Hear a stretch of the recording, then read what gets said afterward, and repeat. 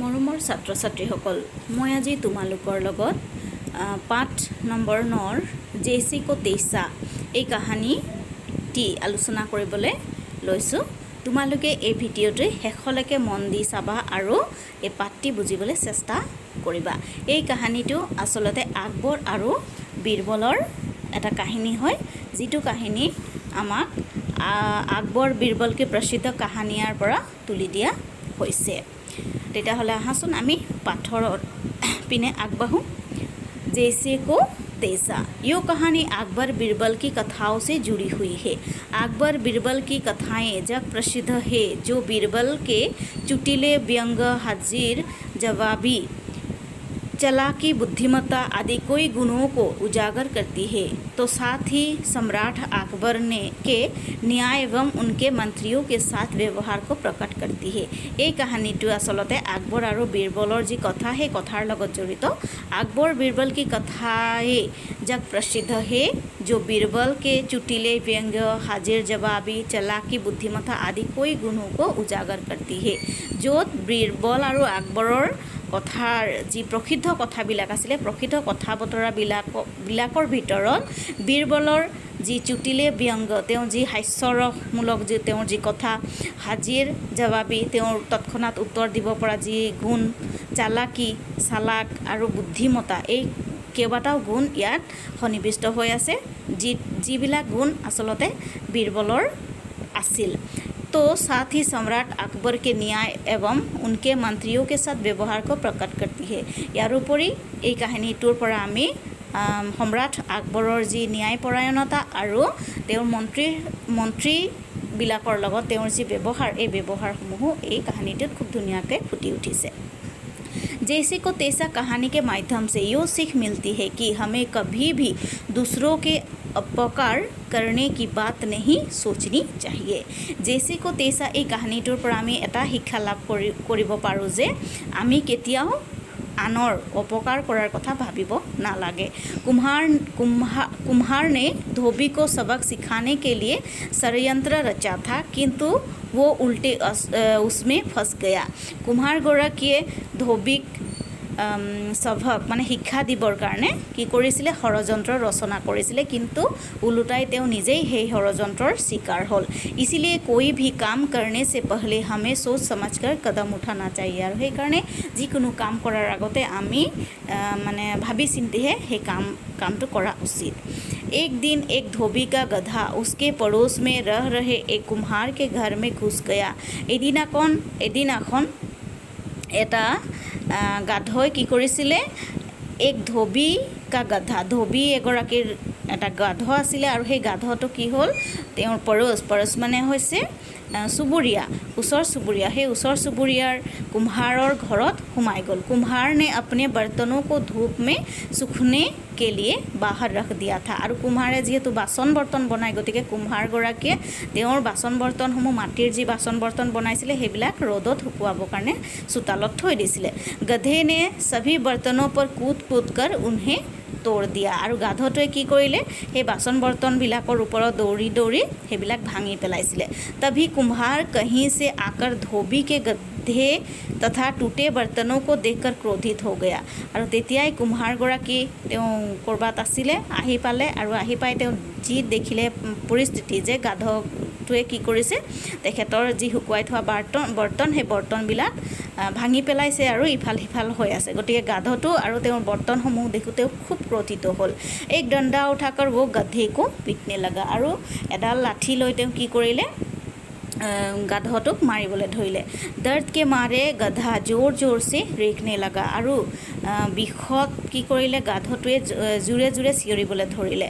গধে কি আৱাজ শুনকৰ ধোবী উছে বচানে কে লিয়ে আ গয়া। আৰু গাধটোৰ চিঞৰ শুনি ওচৰতে যিহেতু তেওঁলোকৰ ঘৰ, ধোবীগৰাকীৰ ঘৰ, গতিকে তেওঁ সেই গাধটোক বচাবৰ কাৰণে কুম্হাৰৰ ঘৰলৈ আহি গ'ল। वो চিল্লাকৰ বোলা, তেওঁ চিঞৰিয়ে ক'লে, আৰে কিয়া বাত হে, কি কথা হ'লনো, तुम मेरे गधे को क्यों पीट रहे हैं? तुम्हें मोर ए गाधोटो क्यों मारी आसा? कुम्हार ने कहा। कुम्हारे कले, अगर तुम्हें अपना गधा इतना ही प्रिय है तो उसे हिफाजत से क्यों नहीं रखते?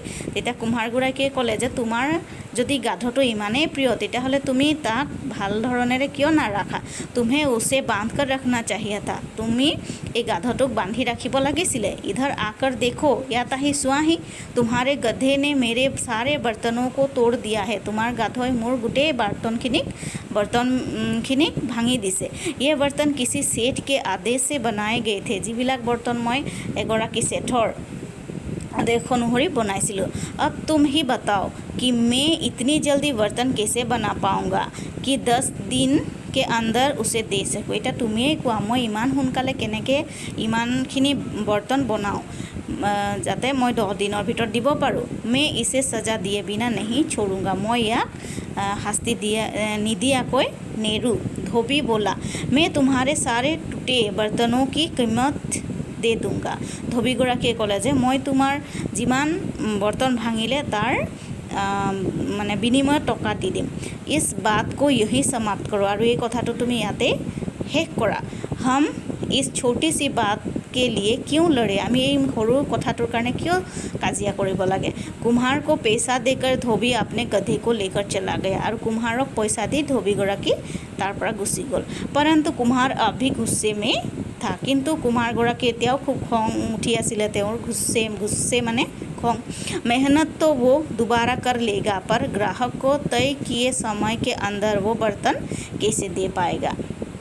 তেওঁ মনতে ভাবিছে যে তেওঁ পুনৰ মানে কাম কৰি মেহনত কৰি বৰ্তনখিনি বনাব পাৰিব, কিন্তু সময়মতে যিহেতু তেওঁ মানে গ্ৰাহকক বৰ্তনখিনি দিব নোৱাৰিব, গতিকে তেওঁৰ খং উঠি আছে মনে মনে। কুম্হাৰ के लिए वो यो एक गंभीर समस्या थी। আৰু কুম্হাৰগৰাকীৰ কাৰণে ই এটা ডাঙৰ সমস্যা আছিল। इसलिए गधे द्वारा किए गए नुकसान के बदले वो धोबी को सबक सिखाना चाहता था। আৰু সেইকাৰণে গাধটোৰ দ্বাৰা যিখিনি তেওঁৰ লোকচান হ'ল সেই লোকচান ভৰিবৰ কাৰণে তেখেতে মানে ধোবীগৰাকীক শিক্ষা দিব বিচাৰিলে। अगले दिन कुम्हार बादशाह अकबर से मिलने दरबार गया। वो पहुंचकर वो बोला, महाराज, शाम को ही मेरे एक मित्र ईरान से आए हैं। उन्होंने मुझे बताया कि ईरान के शाह हमारे देश और यहाँ के लोगों से बहुत प्रभावित है, परंतु वो कहता है कि भारतीय हाथी काले एवं गंदे होते हैं, उसकी सेना में सफ़ेद एवं स्वच्छ हाथी है। और तेखते पिछदिनाखने বাদশাহ আকবৰৰ ওচৰলৈ আহিলে আৰু তেখেতক ক'লে যে মহাৰাজ, যোৱা গধূলি ইৰাণৰ পৰা মোৰ মিত্ৰ এগৰাকী আহিছে আৰু তেওঁ কৈছে যে ইৰাণত মানে ইৰাণৰ যি মহাৰজা শ্বাহ তেওঁৰ ওচৰত কি আছে বুলি ক'লে বগা বগা ধুনীয়া চাফা হাতী আছে, কিন্তু আমাৰ ইয়াৰ যিবিলাক হাতী আছে সেই হাতীবিলাকৰ প্ৰতি তেওঁৰ যি মনোভাৱ সেই মনোভাৱ ভাল নহয় বুলি তেওঁ ক'লে। উস্কি সেনামে সফেদ এবং স্বচ্ছ হাতী হে, যিহেতু তেওঁৰ মানে সৈন্য বাহিনীত ধুনীয়া ধুনীয়া চফা আৰু মানে স্বাস্থ্যৱান হাতী আছে। বাদশাহে পুছা, তেতিয়া বাদশাহে তেওঁক সুধিলে, তো इसमें हम क्या कर सकते हैं? তেতিয়াহ'লে আমিনো কি কৰিব পাৰোঁ? কুম্হাৰ बोला, কুম্হাৰে ক'লে, महाराज, ईरान के शाह के पास धोबियों का बहुत बड़ा दल है जो हाथियों को दिन में 2 बार साफ करता है। তেওঁ লগে লগে ক'লে যে মহাৰাজ, ইৰাণৰ চাহৰ ওচৰত ধোবিৰ মানে ডাঙৰ দল এটা আছে যিয়ে হাতীবিলাকক দিনটো 2 बार ধুৱে। अगर ईरान के शाह की तरह हम भी अपने हाथियों को नियमित रूप से धोए तो हो सकता है हमारे हाथी ईरान के हाथियों से भी अधिक स्वच्छ और सफ़ेद हो जाए। আৰু তেওঁ ক'লে যে যদি ইৰাণৰ নিচিনাকৈ যদি আমিও আমাৰ ইয়াৰ হাতীখিনিক আমাৰ ধোবীসকলৰ দ্বাৰা যদি ধুৱাই থকা হয় বা ধুৱে, তেতিয়াহ'লে হয়তো আমাৰ হাতীবিলাকো ইৰাণৰ হাতীতকৈও বেছি চাফা হ'ব পাৰে। यो सुनकर बादशाह अकबर समझ गए कि कुम्हार के मन में कुछ शरारत है, लेकिन वो प्रकट नहीं होने दे रहा है।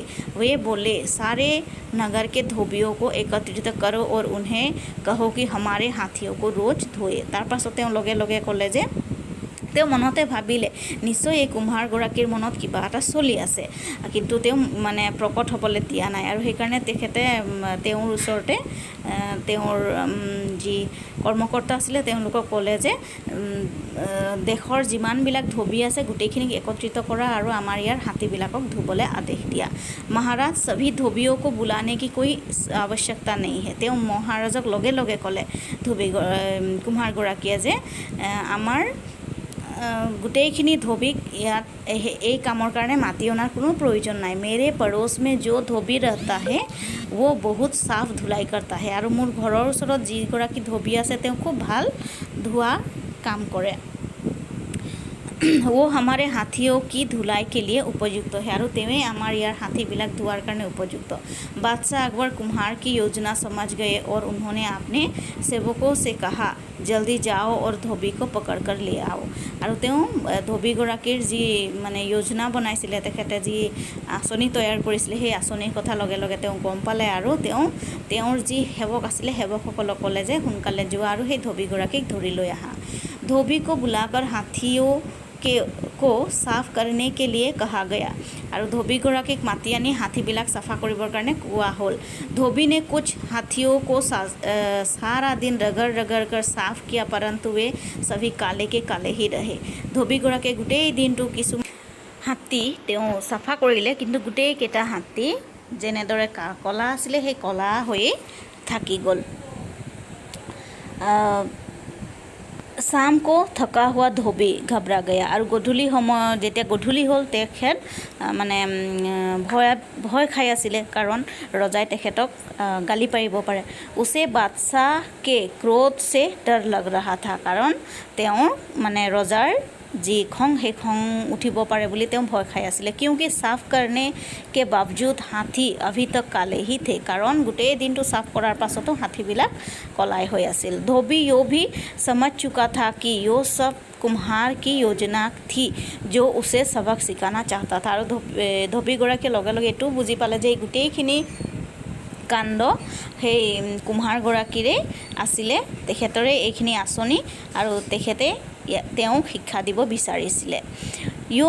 वो सहायता के लिए तुरंत बीरबल के महल की ओर चल पड़ा। और তেওঁ সেই কথাটো ভাবিয়ে লগে লগে তেওঁ সহায় বিচাৰি বীৰবলৰ মহলৰ ফালে আগবাঢ়ি গ'ল।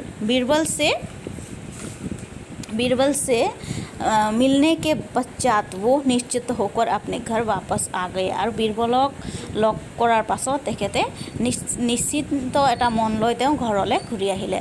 अगली सुबह जब बादशाह अकबर उसे हाथियों को साफ न करने के कारण डांट रहे थे, तो वो बोला महाराज, यदि मेरे पास एक बड़ा टाब हो जिसमें हाथी को रगड़ते समय रखा जा सके तो मुझे पूरा विश्वास है कि हमारे हाथी ईरान के बादशाह के हाथियों से अधिक सफ़ेद हो जाएंगे। और जेतिया पिछदिनाখন रातिपुৱা বাদশাহ আকবৰে তেখেতক হাতীবিলাক চাফা নোহোৱাৰ কাৰণে গালি পাৰিবলৈ ধৰিলে, তেতিয়া তেখেতে মহাৰাজক ক'লে যে মহাৰাজ, যদি মোক আপুনি এটা ডাঙৰ টাব বনাই দিয়ে য'ত হাতীবিলাক মানে ৰাখি ধুব পাৰোঁ, তেতিয়াহ'লে আমাৰ ইয়াৰ হাতীবিলাক ইৰাণৰ বাদশাৰ হাতীতকৈও বহুত বেছি চাফা হ'ব। बादशाह अकबर जानते थे कि धोबी कुम्हार का जवाब दे रहा है। और बादशाह अकबरे জানিছিলে যে ধোবীগৰাকীয়ে কুম্হাৰৰ যি মানে প্ৰশ্ন আছিলে সেই প্ৰশ্নৰে যেন উত্তৰ দি আছে।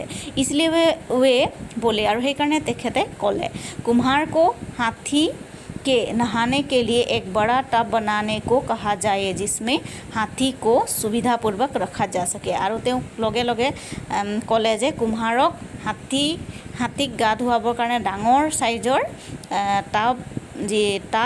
সেই টাব বনাবলৈ ক'ব লাগে, য'ত সুবিধাপূৰ্বকভাৱে হাতীবিলাক থ'ব পৰা যায় বা ৰাখিব পৰা যায়। कुम्हार को हाथी के नहाने के लिए टब बनाने का आदेश दिया गया। और लगे लगे कुम्हारगराकीक हाथीक গা ধুৱাবৰ কাৰণে টাব বনোৱাৰ আদেশ দিয়া গ'ল। उसने इसे बनाने के लिए एक सप्ताह का समय लिया। और ये टाब बनाबर कारण एक सप्ताह समय लले। तब वो उसे लेकर राजमहल में पहुंचा, परंतु जैसे ही हाथी ने अपना पैर टब में रखा वो हाथी के वजन से टूट गया। बादशाह क्रोधित होकर बोले, तुमने एक कमज़ोर टब बनाया था, जाओ सुबह तक एक और मजबूत टब बनाओ।